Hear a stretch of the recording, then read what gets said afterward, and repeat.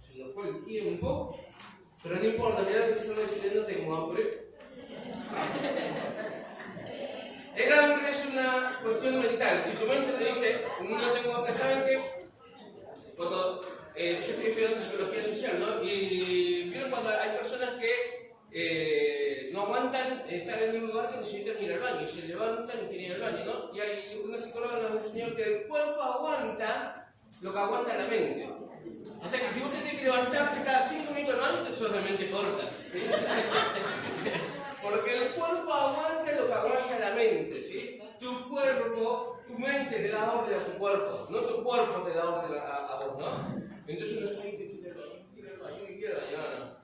Y el hambre es lo mismo, ¿sí? El hambre es lo mismo. Total, si me aguantes 1 hora predicando no es mucho.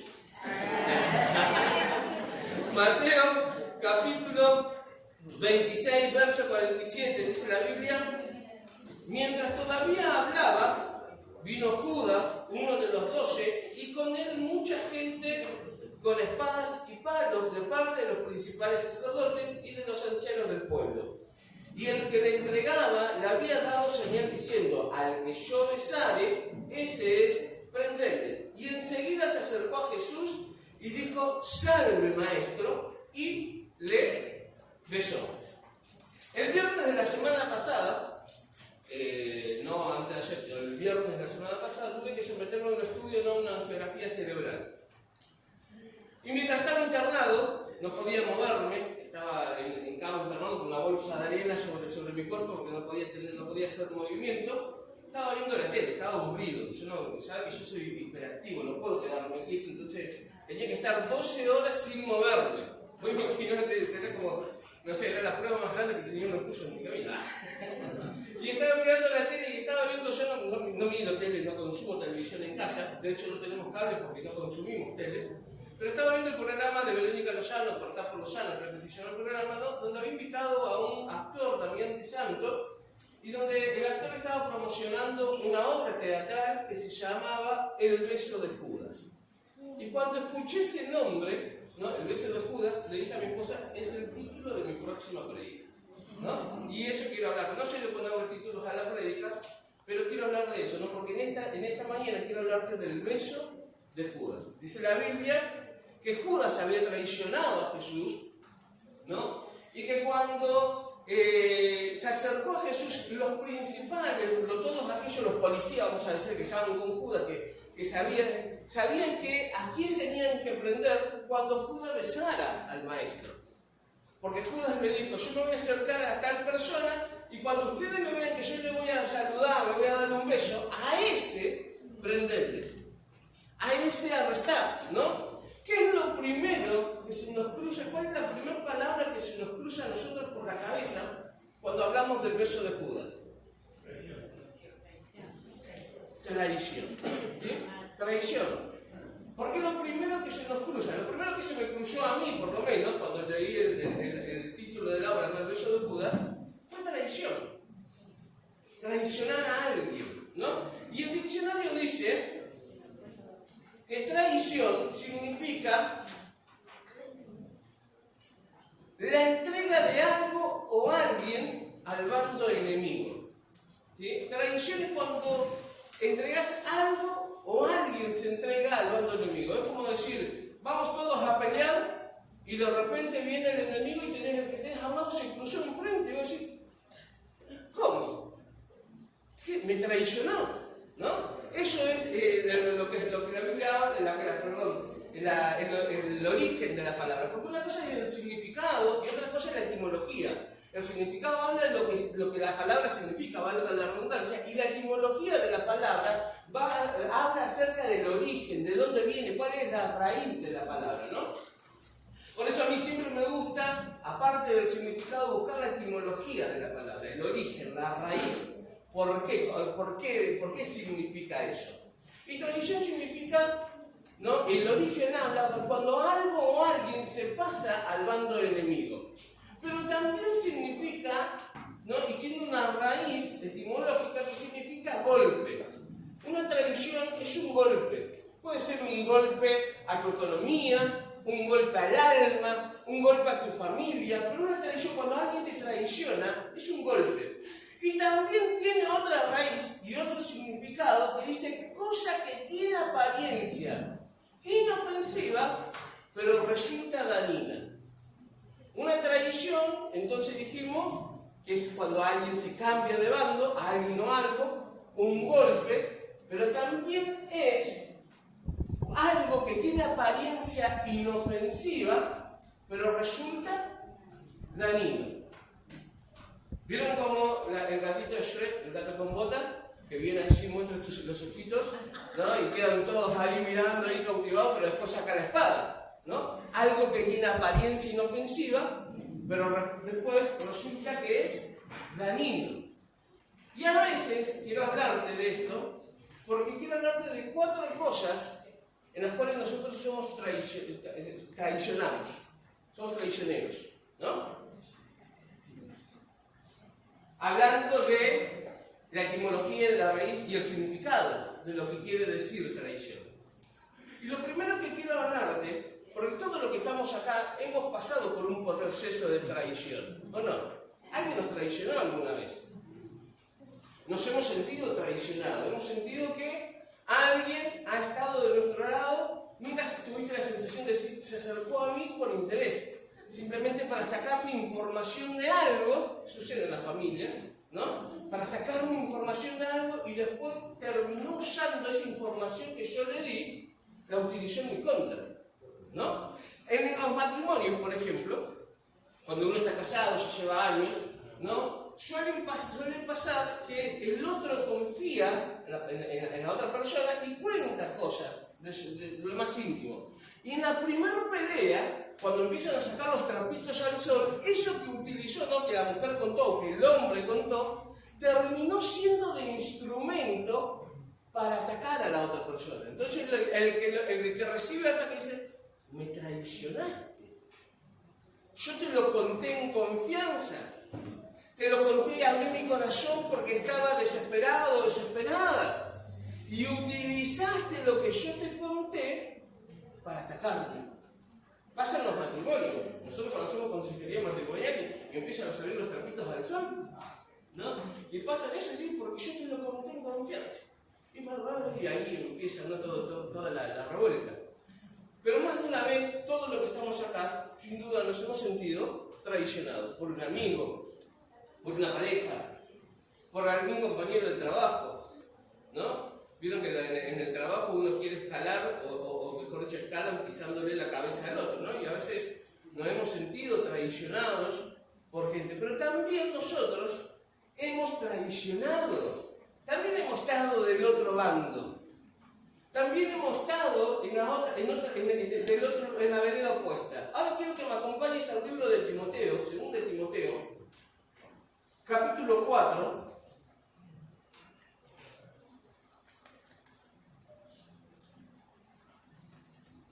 Dice la Biblia, te encarezco delante de Dios y del Señor Jesucristo, que juzgará a los vivos y a los muertos en su manifestación y en su reino, que prediques la palabra, que instes a tiempo y fuera de tiempo, redarguye, reprende, exhorta con toda paciencia y doctrina, porque vendrán tiempos cuando no sufrirán la sana doctrina, sino que teniendo comezón de oír, se amontonarán maestros, gracias, conforme a sus propias concupiscencias y apartarán la verdad del oído y se volverán a las fábulas. Verso 5 dice, pero tú, sé sobrio en todo, soporta las aflicciones, haz obra de evangelista, cumple tu ministerio. Porque yo ya estoy para ser sacrificado y el tiempo de mi partida está cercano. He peleado la buena batalla, he acabado la carrera, he guardado la fe. Por lo demás, me está guardada la corona de justicia, la cual me dará el Señor juez justo en aquel día, y no solo a mí, sino también a todos los que aman su venida. Procurad venir pronto a verme, porque además me ha desamparado, amando este mundo, y se ha ido a Tesalónica, Crescense fue a Galicia y Tito a la Dalmacia. Solo Lucas está conmigo, toma a Marcos y tráele conmigo porque me es útil para el ministerio, ¿no? Hasta ahí nomás. Lo primero que quiero hablarte es de no traicionar a Dios, ¿no? No traicionar a Dios. Pablo Pablo le estaba escribiendo a Timoteo en esta carta, a su discípulo, en la última etapa de su vida. Pablo ya estaba por ser muerto, ya crucificado, por eso dice, he peleado la buena batalla, he acabado la carrera. Le estaba dando instrucciones a Timoteo de cómo iban a ser los últimos tiempos y de lo que él tenía que hacer. Y en otras palabras, lo que le estaba diciendo, Timoteo, no traiciones a Dios. Lo primero que tenemos que hacer nosotros es no traicionar a Dios, no ponernos del otro lado, ¿sí? No ponernos de la vereda opuesta a Dios. Siempre vamos a pasar dificultades en nuestra vida. Algunos han pasado por dificultades realmente tristes, otros algunos en menor escala, pero todos vamos a pasar dificultades en nuestra vida. Vamos a ser puestos a prueba. Dios va a probar nuestra fe, nuestro carácter, nuestro temperamento. ¿Sí? Dios nos va a ir moldeando de acuerdo a las circunstancias. Ahora el problema está que a veces nosotros nos ponemos del lado opuesto de Dios. El libro de Oseas, el profeta Oseas, el primer profeta menor del Antiguo Testamento, el libro de Oseas se resume todo el libro, ¿no? El profeta habla todo el libro acerca del amor incondicional de Dios hacia un pueblo infiel, hacia un pueblo traidor, ¿no? Cuando el profeta se casa con Gomer, que era una prostituta, la prostituta lo quería al profeta, amaba al profeta, pero no podía, dice la Biblia, dejar de prostituirse. Pero en el capítulo 11 del libro de Oseas vamos a ver la expresión del amor de Dios tan fuerte que Él tiene con Israel, porque Él dice, cuando Israel era un muchacho yo lo amé, a mi hijo de Egipto lo saqué, pero mientras más lo buscaba, Él más se apartaba de mí. Mientras con lazos de amor, dice el profeta Oseas, ¿no? Lo llamaba, pero mientras más buscaba a Israel, Israel más se alejaba de mí, más me traicionaba. En otras palabras, decía el profeta, ¿no? Por eso cuando estudiamos y leemos el libro del profeta menor, el profeta Oseas, vamos a ver, él es como el evangelio, algunos le llaman, del Antiguo Testamento, ¿no? Oseas es porque habla de la profundidad del amor de Dios. Ahora vos imagínate qué amor tenía Dios para el pueblo de Israel, que era un pueblo que se prostituía, un pueblo que iba tras los Baales y Dios lo buscaba. Por eso quiero hablarte de lo primero que quiero decirte, es que no traicionemos a Dios. No le demos la espalda a Dios. No nos volvamos, ¿sí?, en la vereda opuesta a Dios. No le demos ese beso de Judas al Señor. A veces traicionamos la confianza de Dios, el amor de Dios. A veces hasta nos enojamos con Dios. ¿Cuántas veces nos hemos enojado con Dios? ¿Cuántas veces hemos renegado de Dios? ¿Cuántas veces hemos blasfemado a Dios? ¿Cuántas veces hemos consultado otras cosas? Hace unos días atrás estaba hablando con una persona que había hecho un pacto con la muerte. Entonces la persona me decía, mira, cada vez que quiero buscar a Dios, cada vez que siento que Dios está ahí, que parece que me va a tocar, hay algo que me impide, ¿no? Hay algo que impide que Dios se manifieste. Entonces, hablando con la persona, había hecho un pacto de sangre, se había cortado y había hecho un pacto con Dios. Y yo le digo, hay cosas que se manifiestan. Me dice, mira, a veces en la noche yo estoy en mi habitación y veo que hay un enchufe que está dando vuelta y dice que el cable se quiere enchufar solo. Y un día me desperté, me dice, porque no podía dormir, estaba siendo perturbado en los sueños, me despierto y lo veo al santo ya la muerte sentado al lado de mi cama. ¿No? Yo estaba solo ese día, acá. ¿No? Entonces le digo, bueno, vamos a orar. Y sabes que cuando me puse a orar, empecé a sentir como un miedo. Como así, ¿no? Entonces abrí los ojos y estaba, la persona estaba orando, yo abrí los ojos y estaba así.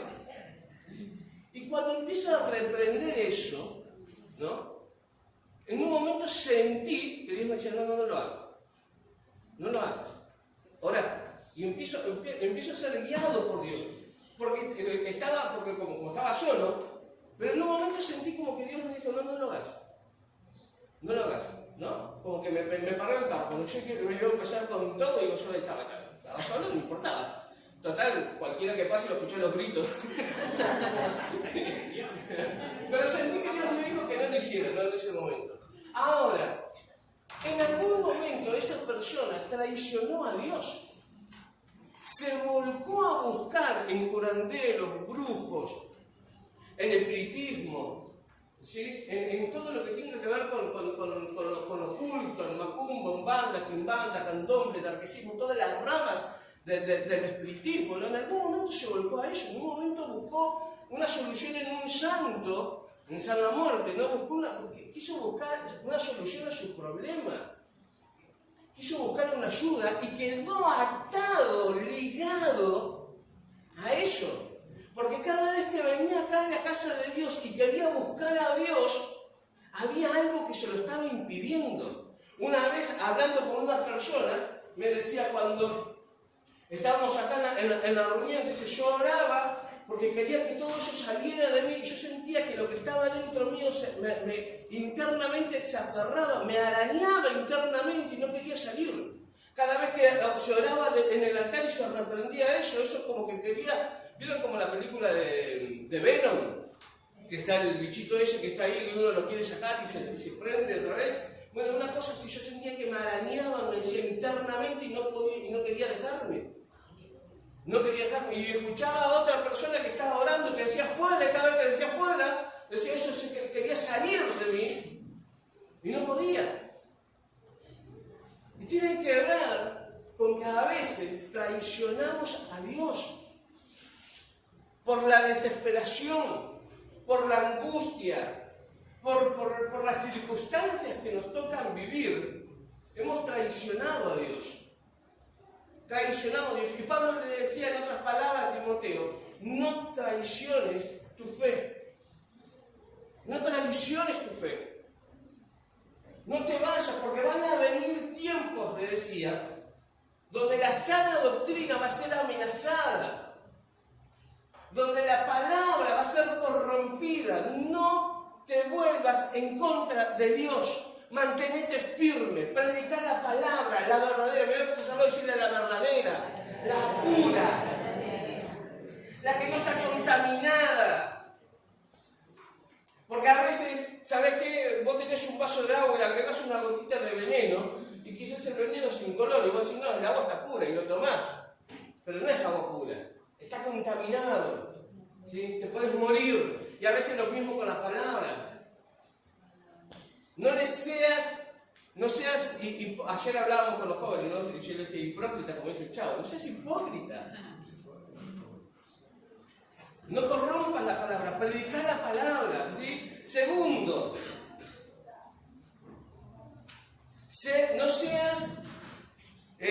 no traiciones tu casa. Mirá que te has hablado decir tu casa.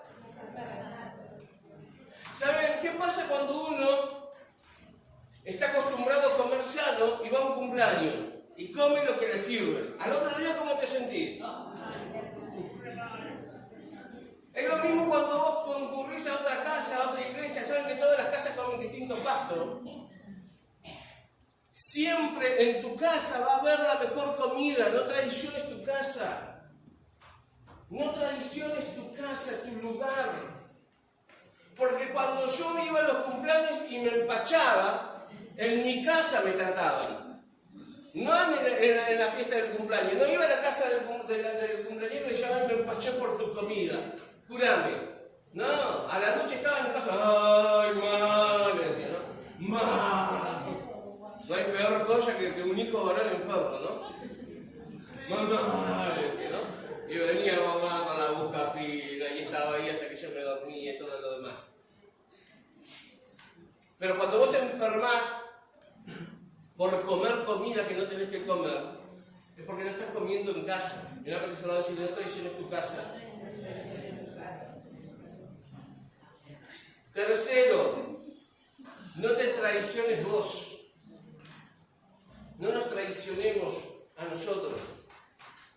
El versículo 3 dice, porque vendrán tiempos cuando no sufrirán la sana doctrina, sino que teniendo comezón de oír, se amontonarán maestros conforme a sus propias concupiscencias y apartarán de la verdad el oído y se volverán a la fábula. Pero tú sé sobrio en todo, soporta las aflicciones, haz obra de evangelista y cumple tu ministerio.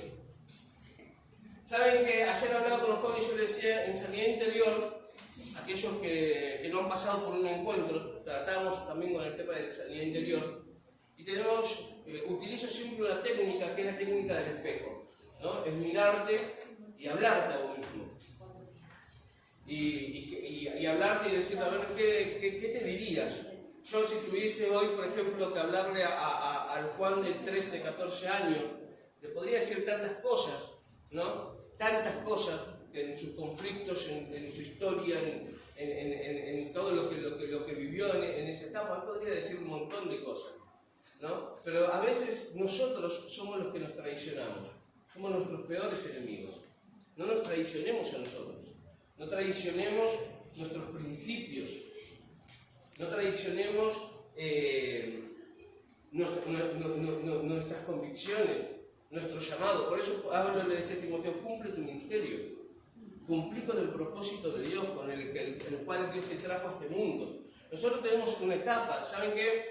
Vos no lo ves al que tenés al lado, pero en su envase hay una fecha de vencimiento, ¿sí? El que tenés al lado tuyo tiene una fecha de caducidad, vamos a morir. Hace unos días atrás, yo le decía a los nenes míos, cuando me estaba por someter a este estudio, no, fui muy brusco, el sincericidio fue muy grande, ¿no? Pero yo le decía a ellos, le digo, mira, hay pocas probabilidades, pero hay probabilidades también, porque conozco una pastora que ha quedado en un proceso quirúrgico de esta manera, fue hacerse un chequeo igual que el mío, y mientras estaban introduciendo el catéter por la arteria, sufrió una hemorragia y el Señor se la llevó, partido del Señor en ese momento, ¿no? Una pastora de acá de Dios y Amor. Entonces yo quería ser lo más sincero posible con ellos, porque yo sabía que iba a entrar, pero no sabía que si Dios así lo permitía iba a salir, ¿no? Que de hecho Dios lo permitió. Pero todos tenemos una fecha de caducidad, algunos menos, otros más, otros. Yo siempre le digo, a mí me gustaría, porque uno de ellos una vez tenía un conflicto con la muerte, entonces yo le digo, mira, a mí me encantaría casarte, ver mis nietos, no lo sé. No sé si yo voy a llegar a verte a vos o vos vas a llegar a verme a mí, ¿no? Porque el tiempo lo sabe Dios. Pero el tema es cumplir el propósito. ¿Para qué vinimos? ¿Cuál fue el propósito? Sean 5, 6, 10, 20, 100 años que el Señor nos permita estar. ¿Qué propósito teníamos que cumplir? ¿Cuál era el propósito? Porque a veces uno no entiende y el tiempo se detiene porque una cosa es morir y otra cosa es vivir sin cumplir el propósito de Dios. Estamos muertos en vida. Cuando uno no cumple el propósito de Dios por el cual Dios lo trajo, ¿no? Estamos muertos en vida. Y eso tiene que ver con traicionarnos a nosotros. Nosotros nos traicionamos a nosotros mismos. Nos traicionamos en nuestros principios, en nuestras convicciones, en nuestro llamado, ¿sí? En las cosas. Vos sabés que no tenés que comer cierta comida. Yo, por ejemplo, ahora sé, y le dije a mi esposo, mañana arreglar, ¿no? Yo sé, hoy tengo que, para que se regularice todo mi organismo, tengo que bajar 15 kilos, ¿no? 15 kilos. Y vos decís, ¿cómo 15 kilos? Y son 15 kilos. Pero tenemos a veces, el médico me decía, no, le digo, ¿cuál es tu forma? Yo no puedo, que estaba mi esposa cuando estábamos, ¿no? Y le dice, él no puede comer sin pan, le dijo, ¿no? Me mandó al frente, así, él no puede comer sin pan, y es verdad. Yo voy a comer, le digo, ¿hay pan? No, hay galletita. Sí, lo andá a comprarme una bolsita de pan, ¿no? Y vos tenés, pero vos sabés que te estás traicionando. Vos sabés que te estás traicionando, ¿no? Tengo que comer sin sal. Y luego decís, pero un poquito, ¿qué le hace? Tengo que salir a caminar, ¿no? Porque todos queremos vivir, ¿o no? Todos queremos disfrutar de la vida. Todos queremos cumplir el propósito de Dios. Y bueno, vamos a cuidarnos. Porque de eso se trata. Cuando Pablo le estaba diciendo a Timoteo esto, le estaba diciendo a Timoteo, yo me estoy por morir. Pero el que tiene que seguir con la antorcha, con la posta, sos vos. Entonces, cuídate, cumplí tu ministerio, no te traiciones a vos. No te traiciones, ¿sí? Tercero dijimos nosotros mismos. Cuarto, no traiciones al que tenés al lado. Ayer hablaba de esto, ¿no? Cuando nosotros nos casamos con mi esposa, delante del altar, cuando uno se casa hace público su amor delante de Dios y delante de todos los testigos que están ahí. Yo he presenciado y he casado a muchos de los que están hoy acá, ¿no? Que creo que mi primer casamiento fue el de Pili y Romeo o de Bruno y Meli, no me acuerdo. Pili y Romeo. Bueno, está Bruno, Meli, está Claudio, Breno. ¿A quién más casé? Ya va a llegar el príncipe. No viene con bastón, pero va a llegar. No te preocupes. ¿No? Pero he casado a varios de los que están acá. Y cuando yo estoy casando, ¿no? Y está la pareja enfrente, se están prometiendo delante de Dios y de los testigos serse fiel. En la adversidad, ¿sí? En la salud como enfermedad, hasta que la muerte. ¿A usted terminó que hacer hijos? No, ahora tengo que casar. ¿A quién me dice? No. Hasta que la muerte nos separe, dice. ¿No? Yo le dije a mi esposa, promete serte fiel en la salud como en la enfermedad, en la prosperidad como en la escasez, y papá, hasta que la muerte nos separe. Y traicionamos al que tenemos al lado. Traicionamos con palabras, con hechos, con actitudes. Traicionamos no solamente a la esposa o al esposo, traicionamos a nuestros hijos. Traicionamos al que tenemos al lado de que somos. ¿Saben qué? Las palabras más fuertes que una persona escucha, o más tristes que una persona escucha, la escucha de su entorno íntimo, de su entorno familiar. ¿No? Somos marcados por las palabras que nos dicen las personas que más amamos. No es lo mismo que salgas por la calle y encuentres a alguien y te diga una barbaridad, que vos decís, ¿y este loco y esta loca de dónde salió? Más que de eso no va a pasar. Que vayas a tu casa y las personas que más amás pronuncien las mismas palabras que te dijeron en la calle. No es lo mismo. Porque la diferencia está en la carga emocional que conllevan esas palabras sobre uno. No es lo mismo que alguien te diga de afuera que no servís, a que venga tu esposo y te diga, no servís para nada. No es lo mismo. No es lo mismo que alguien te diga, no, fue por tu culpa lo que pasó, que alguien de tu familia te diga, no, fue tu culpa. Tu culpa, esto pasó por tu culpa. Porque la carga emocional que lleva eso, esas palabras o esa frase, ¿no? Terminan traicionando al que tenés al lado. No es lo mismo. Por eso no te traiciones a vos mismo, no traiciones a Dios, no traiciones tu casa, no te traiciones a vos, pero tampoco traiciones al otro. Pablo le sigue escribiendo a Timoteo en el versículo 9, dice, procura venir pronto a verme, porque Demas me ha desamparado. Digo conmigo, me traicionó. Demas me traicionó, dice, amando este mundo y se ha ido a Tesalónica. Me traicionó. El desgraciado me traicionó. Después de todo lo que yo hice, me traicionó. Después del tiempo que invertí, del tiempo de charla, de oración, de consejería, me traicionó. Se fue a otro lugar. Me abandonó. Después, vieron que cuando algo se rompe, hay una ruptura en una relación, vos decís, tanto año perdí, todo lo que le di, todo lo que invertí. Algunos dicen, toda mi juventud se la regalé. ¿No? No traiciones al otro. No traiciones a tu mentor. Mirá lo que se va a decir, no traiciones a tu líder. No lo hagas. El versículo, yo me pido al chico que me acompañe en 11, dice, solo Lucas está conmigo. Toma a Marcos y tráele contigo, porque me es útil para el ministerio. ¿Sí?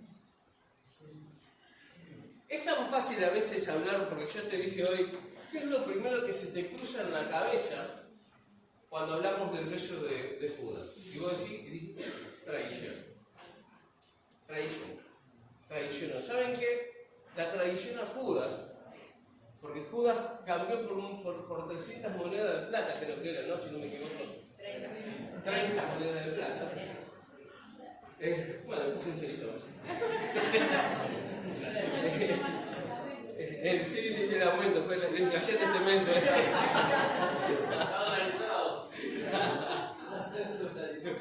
¿No? Él fue y le devolvió. Pero no pudo con la culpa, y la culpa lo terminó llevando al suicidio. No pudo con la culpa, había traicionado al maestro, a su amigo, aquel que había dado la vida por él, aquel que le había enseñado todo, lo había traicionado, no pudo con la culpa lo mató. La culpa lo carcomió por dentro. No traiciones a Dios. ¿Te podés enojar con Dios? Mira lo que te saluda y decir sí. Enojate. Enojate. Si te tenés que enojar, enojate con Dios. Enojate. Job decía esto, y me encanta siempre hablar de esto. Porque Job fue un hombre, dice la Biblia, que fue justo delante de los ojos de Dios. Pero un día el diablo quiso probar su fe. Dios se lo permitió. Y sus hijos fueron muertos. Sus hijas fueron muertas. Su ganado fue muerto. Su cuerpo fue invadido por una enfermedad. Su mujer le dijo: Job, maldecía a Dios y morite. Y él dijo una vez: ¿quién me diera a mí el saber a dónde hallar a Dios? ¿Alguien me puede decir dónde está Dios? ¿Alguien me puede decir dónde está? ¿Dónde está? Pero a mí me pasa esto con mis hijos, por ejemplo. Cuando están jugando afuera y vienen llorando: ¡ah, me pegaron! Y yo salí. ¿A dónde? ¿Quién fue? No mido, no sé quién fue ni nada, pero ¿sabes qué? Siento que en ese momento que ¿quién le pegó a mi hijo? Y por ahí capaz que es un gigante así, ¿no? Pero en ese momento, ¿saben que yo soy re impulsivo? En ese momento, cuando viene mi hijo llorando, ¿no? Y está llorando y digo: ¿qué te pasó? No, ¿qué te pasó? No, porque no, llora y no me puedo explicar. Entonces yo me desespero: ¿quién me golpeó? Y salgo, ¿viste? Y mientras voy saliendo, como que me voy relajando y ahí voy entendiendo un poco la situación. Pero Job estaba en esta misma situación. ¿Quién me dice a dónde está Dios? ¿A dónde está Dios? ¿A dónde está Dios? ¿Dónde está Dios? Porque el que me dice dónde está, yo voy a ir a donde está Dios. Voy a entrar en la oficina de Dios, me voy a poner frente a frente y Dios me va a escuchar. Dios me va a escuchar y le voy a decir por qué, y le voy a decir en la cara a Dios todo lo que pienso. Pero esto cuando alguien te dice algo, ¿no? Cuando viene alguien y te dice: ¿viste lo que fulanito me dijo esto de vos? ¿Qué? ¿A dónde está? Y lo voy a ir a buscar, ¿no? Y salen ahí como que Dios, pero cuando lo cruce o la cruce, me va a escuchar. Job iba con toda esa ira y esa impotencia, y quizás tenía razón en enojarse, razón con comillas, no en enojarse con Dios. Le dice él mismo, para él mismo, dice: si Dios determina una cosa para mí, ¿quién lo hará cambiar? ¿Quién lo hará cambiar? ¿Quién puede hacer cambiar de opinión a Dios? ¿Quién puede torcerle la mano a Dios? ¿Quién puede decirle a Dios que Él se equivocó? Que lo que hizo estaba mal. Si Dios quiere lo mejor para nosotros, Dios nos ama de tal manera que siempre va a querer lo mejor para nosotros. Pero a veces nosotros no entendemos los procesos de la vida, las circunstancias de la vida. Yo jamás hay algo que me quedó marcado en mi corazón. Yo estaba en el segundo año del Instituto Bíblico. Estaba haciendo el ministerial en Buenos Aires. Me quedaba a hacer el ministerial porque como no venía, salíamos todos los fines de semana a hacer ministerial. Yo iba al pabellón de los chicos con HIV en el Hospital Muniz. Trabajábamos con eso. Mi esposa trabajaba con una red en constitución de travesti. Entonces cada vez que yo iba al Hospital Muniz, íbamos a visitar a un chico que ya estaba en la última etapa del HIV, que no había deseado tener la enfermedad, simplemente que se la contagió su mamá. A la semana siguiente, cuando íbamos, quizás ya no lo encontrábamos, había partido con el Señor. En una oportunidad estábamos en una iglesia de Longchamp y había una pastora mendocina que estaba predicando y ella dijo lo siguiente. Estaba predicando y empieza a contar su testimonio y se empieza a quebrar. Y ella dijo, mi hija a los 15 años tuvo un accidente. Y yo tuve que ir, estaba predicando, me llamaron que había tenido un accidente y yo tuve que ir a la morgue a reconocer el cuerpo de mi hija. No le pude comprar el vestido de 15. No les pude hacer su fiesta, tuve que ir a la morgue a reconocer el cuerpo de mi hija, dice. Mi hijo tiene una deformidad genética, una enfermedad genética que deforma su cara. Y yo sé, dice, que si Dios no hace un milagro, mi hijo va a morir de esa enfermedad. Pero yo, ¿sabe? En un momento se para esa mujer en el púlpito, así como yo. Y dijo, pero yo nunca me voy a cansar de gritar que hay un Dios que sana, que salva y que liberta. Jamás me voy a cansar de gritarlo, dijo ella. Sabiendo la circunstancia que le había tocado vivir. Se paró sobre esa circunstancia y dijo, jamás me voy a cansar de gritar. Que hay un Dios que sana y que salva. Porque a pesar de las circunstancias no voy a traicionar mi fe. A pesar de las circunstancias no voy a traicionar mi llamado ni el propósito que tengo. Porque a veces, el otro día escuché esta frase, ¿no? A veces el mejor maestro es el dolor. Yo si pudiera evitar situaciones en mi vida que me han roto por dentro, pero me rompieron por dentro. Más de una vez Dios tuvo que juntar los pedazos esparcidos de Juan por todos lados. Más de una vez tuvo que armarme como un rompecabezas porque mis emociones estaban destruidas. Si yo pudiera evitar esos momentos de dolor, si tuviese la posibilidad de tener una varita mágica que alguien me diga, mira Juan, vamos a borrar parte de tu historia, de tu pasado, sin duda lo haría. Pero ¿saben qué? Hoy no sería la persona que soy si no hubiese tenido que atravesar por esos momentos de tanto dolor. Hoy no me podría parar sobre este lugar, sobre esta plataforma y hablarle a tu vida si no hubiese tenido que atravesar por esos momentos de dolor. Hoy no podría hablar o dar talleres de sanidad interior si no hubiese pasado por esos procesos. Yo siempre le dije a Dios, cada vez que me levantaba en un proceso de dolor, Señor, usa mi vida para sanar los corazones de otros. Así como vos sanaste mi corazón, porque había cosas que no la entendía, no podía comprenderla, no entraban en la lógica humana, no entraban en mi cabeza, no podía comprenderla. Le preguntaba a Dios, ¿por qué Dios? ¿Por qué a mí? ¿Por qué yo? ¿Por qué esta situación? ¿Por qué?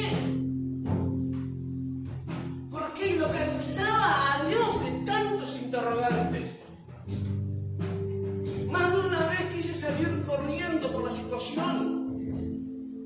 Y en más de una oportunidad Dios salió a mi encuentro, puso a alguien en mi camino.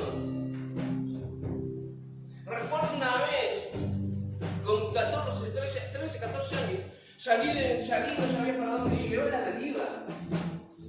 deriva, salí, pero iba roto, destruido. Y me encuentro acá que todavía no estaban las escuelas, en este lugar hacían los circos, y venían los circos y todo lo demás, y que había una campaña de la iglesia de Dios y Amor, y me siento en el pasto, y se acerca una Miriam La Cuadra, que ahí están estos pastores de Estados Unidos, y se sienta al lado mío, y me dice, Juan, en esto no pensés, en esto no pensés, en esto no pensés. No sabía nada de mí. No sabía nada de mí. Yo llegué a ese lugar porque escuché la música, me senté. La conocía a ella de la iglesia de ese amor, se sentó al lado mío. Me vio, no pasé desapercibido para ella. Estaba lleno de gente ese lugar. Pero ella me vio, se sentó al lado mío. Y me dijo, Juan, esto no, y esto no. pensés en tirarte bajo un auto, no pensés en el revólver, esto no, me dijo. Esto no. Dios me vio. Dios me vio. Y ¿saben qué? Yo he acaparado, yo sé cada palabra que sale de mi boca. Y es como una saeta al corazón del que sufre. Al corazón del roto, del quebrantado, del tullido. He visto en más de una ocasión en estos años de mi vida cómo Dios ha juntado los pedazos de otros y ha armado otra vez. Y se han levantado de sus vicisitudes, de sus circunstancias, de las cosas que le ha tocado vivir. Y salieron airosos, se han parado sobre sus circunstancias y han dicho: Dios, una gracia de Dios me ha sacado adelante. No traiciones a Dios, no traiciones tu casa. No te traiciones a vos mismo, no traiciones a tu hermano. No lo hagas. Ponete de pie, por favor.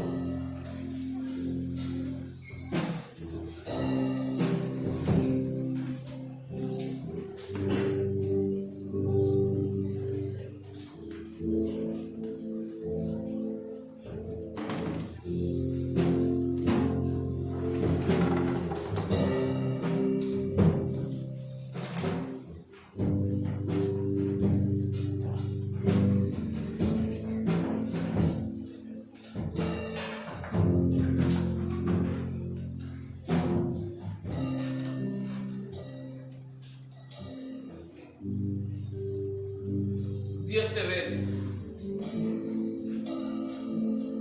Dios te ve. A veces creemos que podemos pasar desapercibidos con tanta gente. Pero Dios te ve. Los ojos de Dios están atentos. A veces cargas con tanta carga, tu corazón carga con tanto peso, que si no se lo dejas a Dios, es imposible seguir. Es imposible seguir. A veces caminamos por la vida tan cargados, tan pesados, que Dios prepara estos momentos para que el alma fluya, para que lo que está empiece a subir, ¿no? Y uno quiere retener ese río, ese caudal que está dentro. Pero en un momento te tienes que relajar y hacer esto. Y dejar que el corazón